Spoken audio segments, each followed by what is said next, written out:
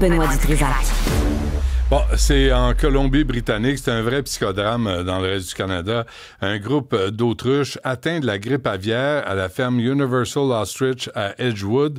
Ben, ils vont finir par les abattre. On parle de 300 autruches. Avec nous, Jean-Pierre Vaillancourt, qui est président de l'Association mondiale de biosécurité animale. Monsieur Vaillancourt, bonjour. Bonjour. Bon, pourquoi il y a eu une bataille judiciaire à propos de ce troupeau d'autruches, au juste? Ben parce que c'est quand même pas des oiseaux habituels, genre poulet d'Inde, là. Et il y a le lien émotif entre les propriétaires et puis d'autres personnes autour, c'est tout à fait différent. Ils ont décidé de se battre. Et puis là, évidemment, ça a été médiatisé au point que Robert Kennedy Jr.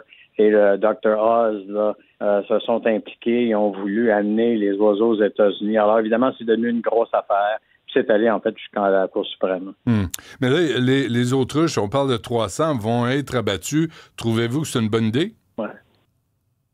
Ben, c'est pas que c'est une bonne ou une mauvaise idée, c'est déplorable, mais c'est la chose à faire, malheureusement, dans les circonstances. Il faut savoir que c'est un troupeau qui a été infecté il y a quasiment un an, là, 11 mois de ça, je pense. Et ils ont perdu environ 69 bêtes dû au virus. Les autres, ont survécu, sont potentiellement des porteurs sains du virus. Là, on parle du H5N1, mais c'est de la souche, là, entre autres, qui a rendu une adolescente là, très malade à l'époque en Colombie-Britannique. C'est essentiellement une situation où les oiseaux restent à l'extérieur, sont encore potentiellement exposés au virus, surtout maintenant, là, parce qu'ils ont au-delà de 10 foyers d'influenza aviaire non pathogène au moment où on se parle, qui sont actifs en Colombie-Britannique. Et la CIA, qui est responsable pour gérer tout ça, elle doit suivre les règlements internationaux. Là, on est signataire d'une entente au niveau international, puis ça exige, là, étant donné que ces oiseaux-là sont toujours encore potentiellement exposés au virus, il faut les abattre. OK, la CIA, c'est l'Agence canadienne d'inspection des aliments. Monsieur Vaillancourt, est-ce qu'on sait comment ce virus s'est répandu, comment il est arrivé dans le troupeau d'autruches? Ben exactement, on ne sait pas, mais on peut s'en douter. Il faut savoir que c'est un virus qui est capable d'infecter au-delà de 500 espèces d'oiseaux sauvages ou domestiques, puis plus d'une centaine de mammifères. Alors, ça peut être, fort possiblement, ça a été des oiseaux sauvages qui ont contaminé leur parc extérieur, et puis de cette façon-là, ils sont contaminés. Là. C'est d'ailleurs qui risque d'être en cours présentement là, avec ces oiseaux-là. Mais ça ne soigne pas la grippe aviaire, parce que c'est pas la première fois qu'on parle d'une épidémie, même si c'est isolé, M. Vaillancourt, d'oiseaux qui sont atteints de la grippe aviaire? Oui, ça se soigne pas, de un. De deux, c'est sûr qu'il y a des oiseaux, il y a des lignées d'oiseaux qui sont des porteurs sains, comme ces autruches-là, potentiellement, ça peut être le cas. C'est-à-dire qu'ils ont le virus, ils se répliquent dans leur système, et puis, il n'y a aucun signe clinique. On voit ça souvent avec des canards sauvages. C'est d'ailleurs le réservoir principal là, de ce virus-là. Mais ce qu'il faut savoir, c'est pas n'importe quelle maladie. Là. On parle d'un virus, présentement, là, qu'on a au Canada, qui a déjà 2 mutations là, qui nous amènent plus près d'un virus influenza capable d'infecter l'être humain. On est à 2 mutations là, d'avoir un virus qui serait capable de passer aisément entre êtres humains et qui pourrait, en fait, être potentiellement pire que la COVID. Là.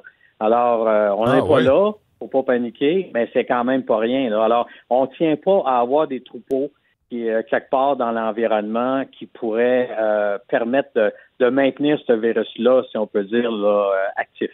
OK, mais M. Vaillancourt, le virus H5N1, là, la grippe aviaire, là, quels sont les symptômes? Là, on dit hautement pathogène. Est-ce qu'on peut en mourir? Les oiseaux, certainement. Les dindes en particulier, on parle de pratiquement 100% de mortalité. C'est pas D'ailleurs, quand on abat un troupeau qui est infecté, là, une des raisons pour lesquelles on va agir rapidement, il y en a une, c'est pour minimiser la propagation du virus. Mais il y en a un autre, c'est une question de bien-être animal, parce que c'est pas jojo là, de mourir de cette maladie-là. Alors, mais comment on en meurt? Comment les oiseaux en meurent? C'est un problème qui est à la fois respiratoire, entérique et neurologique. Alors, ils peuvent avoir des signes cliniques très sévères neurologiques. Ils tournent en rond, ils regardent dans les airs, ils sont plus capables. Ils vont avoir une diarrhée liquide. Ça ressemble à du lait crémé, là, bien franchement. Alors, souvent, ils vont mourir de ça. Et puis, il y a également les poumons qui vont être très atteints, là. Vous avez parlé, M. Vaillancourt, d'une adolescente qui avait été atteinte de la grippe aviaire. Est-ce que les symptômes, ce sont les mêmes chez les êtres humains? Dans son cas, il y avait eu des problèmes respiratoires importants, majeurs. C'est pour ça qu'elle a été aux soins intensifs. Évidemment, la plupart des gens à date qui ont été infectés par ce virus-là ont eu soit aucun signe clinique ou des signes cliniques mineurs du genre une conjonctivite ou l'équivalence d'une grippe humaine. Alors, pour l'instant, c'est bien, c'est correct, mais le problème, c'est que ça, c'est pandémique, là. Il y a plus de 100 pays où le virus est répandu parmi toutes sortes d'animaux domestiques et sauvages, et il y a des conséquences qui sont très réelles également au niveau économique, là. Ah ouais. Mais là, si vous avez parlé des dindes, là, le temps des fêtes s'en vient, sérieusement. Là. Est-ce qu'on peut avoir sur notre table une dinde qui a été atteinte de grippe aviaire, t'as fait cuire, puis t'en parles plus? Non. Non? Non. Non, la probabilité là, que vous trouviez avec une dinde qui se rend chez vous, qui aurait été infectée, est essentiellement nulle. Okay. Et puis, il faut savoir que c'est un virus qui est détruit à une température très basse, là. Passé 65 degrés Celsius, là, qui est quand même beaucoup moins que la cuisson, ce virus-là est détruit, là. C'est pas un virus qui est très résistant, là. OK, mais comment un être humain peut... S'il est en contact avec le troupeau, c'est là où sont les dangers d'avoir... de contracter ce virus? Oui, disons que le canari dans la mine, là, ça serait les employés de ferme. Aux États-Unis, ils ont également le problème dans des élevages de bovins laitiers. Alors, toute personne qui sera en contact très étroit, puis il faut un contact étroit, là. Et c'est en général les gens qui sont infectés, c'est parce qu'ils n'ont pas fait attention, ils ne sont pas lavé les mains, ils ont manipulé des oiseaux, soit vivants ou morts, qui avaient la maladie.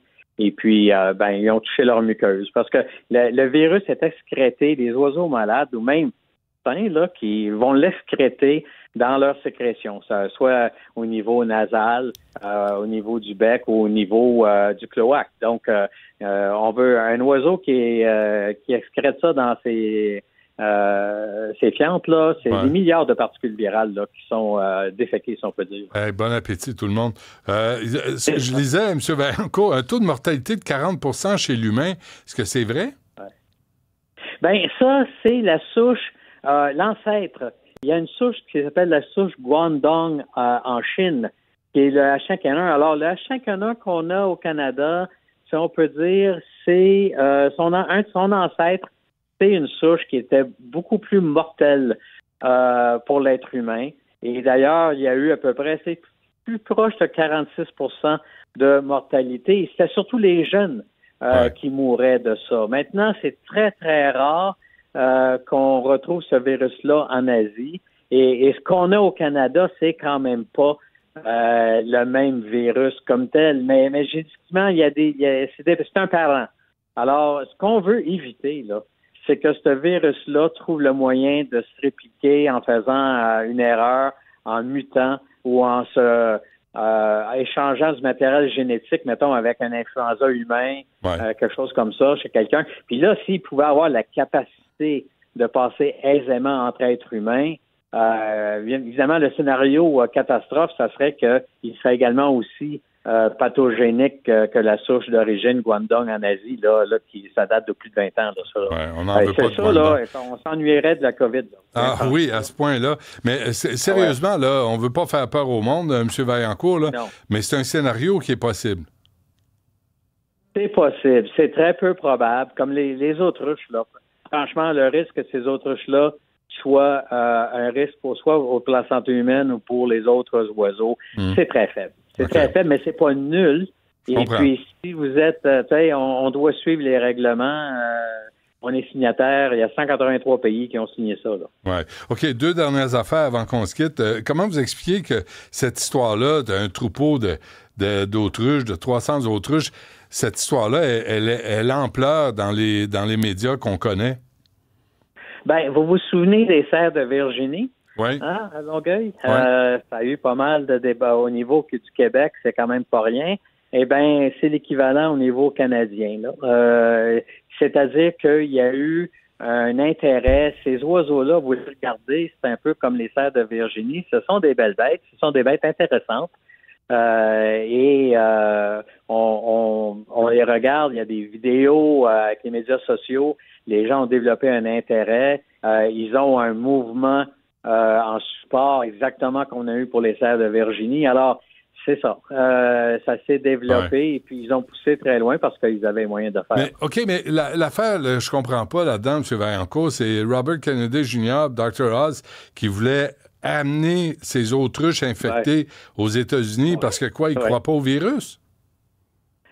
Non, ils avaient... franchement, là, je pense qu'ils démontraient leur incompétence dans le dossier. Ça, c'est numéro un. Deuxièmement, ce qui s'est passé, selon moi, c'est qu'ils voyaient là l'opportunité de démontrer qu'ils ont un intérêt, genre une seule santé, là. Et donc, ils avaient un milliardaire qui était prêt à les déplacer. Mais je peux vous dire que les autorités de l'État qui les auraient reçus n'auraient pas trouvé ça drôle du tout. Là. Ouais, ça aurait été, écoutez, ça aurait coûté des millions de dollars faire ça. Ouais. La biosécurité animale, là, c'est un enjeu sérieux. Hein? Plus ça va... Oui. Écoutez, les maladies émergentes, là, c'est pas nouveau, ça. Là. Au niveau, depuis la fin de la Deuxième Guerre mondiale, chez lui-même, vous donner une idée, là, il y a plus de 5, par année en moyenne, plus de 5 maladies infectieuses émergentes au niveau mondial. Ça aboutit pas tout au Québec, là. La COVID, c'en était une, ça, là. C'est tout simplement qu'elle aboutit partout. Ouais. Alors, les maladies émergentes, là, on suit ça. C'est rien de nouveau. Mais là, ce qui se passe, c'est depuis environ 30 ans, ce qu'on remarque, c'est de plus en plus de ces maladies émergentes-là sont ce qu'on appelle zoonotiques, c'est-à-dire qui sont en lien avec les animaux. Et là, on se dit, il faut que les gens qui sont en production animale fassent leur part. Ils ont, d'abord, au point de vue économique, c'est important pour eux, mais il y a un côté également santé publique, là. Ouais. Pensez-vous la H1N1, là, la pandémie COVID-19, ça a commencé là? Par les animaux? Oui. C'est définitivement. Clair, hein? C'est un coronavirus qui est animal à l'origine, ça, là. Définitivement. Maintenant, est-ce que son origine vient d'un laboratoire ou d'un marché d'animaux vivants? On ne sait pas on encore. ne le saura sûrement jamais, là. Mais disons que les circonstances sont quand même troublantes, là, qu'il y avait justement un laboratoire qui se spécialisait sur ce coronavirus-là. Une bonne soupe aux chauves-souris. C'est toujours bon le matin quand on se lève. Jean-Pierre Vaillancourt, qu'est-ce qu'il y a? Oui, M. Vaillancourt, il y avait une question par rapport aux oiseaux migrateurs. Des gens se demandent si les outardes d'hibernage du Canada pourraient, en voyageant, transporter le virus jusqu'ici. Oh, absolument. D'ailleurs, en Ontario, ça a été l'an passé... même cette année, jusqu'à pas si longtemps, un gros problème. Ils ont eu plusieurs bernaches canadiennes qui sont décédées de ce virus-là là, il y a quelques mois. Oui, puis ça fait des dégâts, hein, quand ça se pose, une bernache, là, dans des parcs, là, sacrément, il y a des mines antipersonnelles. Il faut faire attention à ça. Là. C'est ça. Puis regardez, c'est les gens, là, d'abord, comme vous dites, il ne faut pas paniquer. Là. Mais il en demeure pas moins que si vous allez dans les parcs, vous allez près des étangs, puis des fois, vous pouvez vous asseoir, mettre la main sur le sol, vous en rendez pas compte, mais il y a peut-être des plantes là. C'est une bonne idée de se laver les mains après d'avoir été dans un parc. Bon, le message est entendu. Jean-Pierre Vaillancourt, président de l'Association mondiale de biosécurité animale. Un gros merci à vous pour ces explications. Ça fait plaisir. Au revoir.